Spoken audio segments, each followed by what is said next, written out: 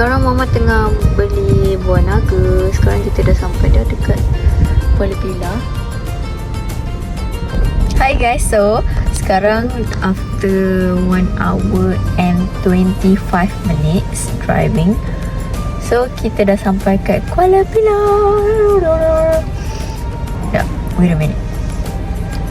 Nanti bila dah sampai rumah abang, nanti kita akan vlogging lagi lah. Okay, so sekarang kita dah sampai dekat rumah abang.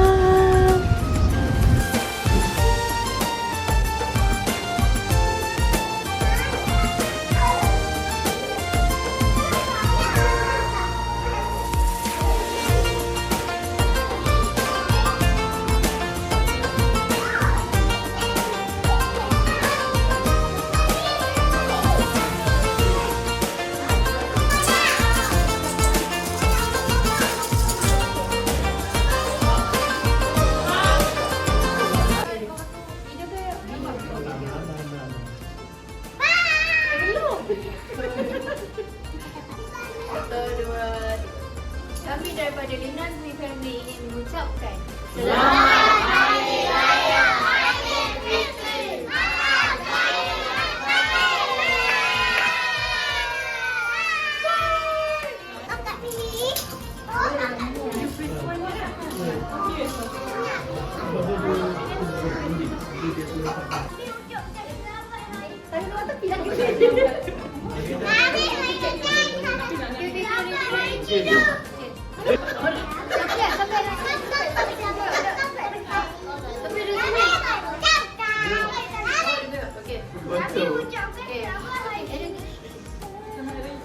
Kami daripada Linazmi Family.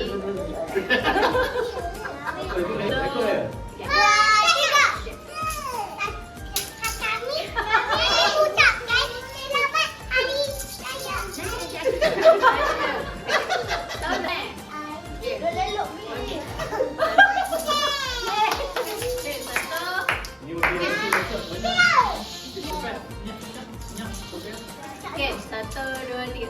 Kami daripada Linazmi Family ingin mengucapkan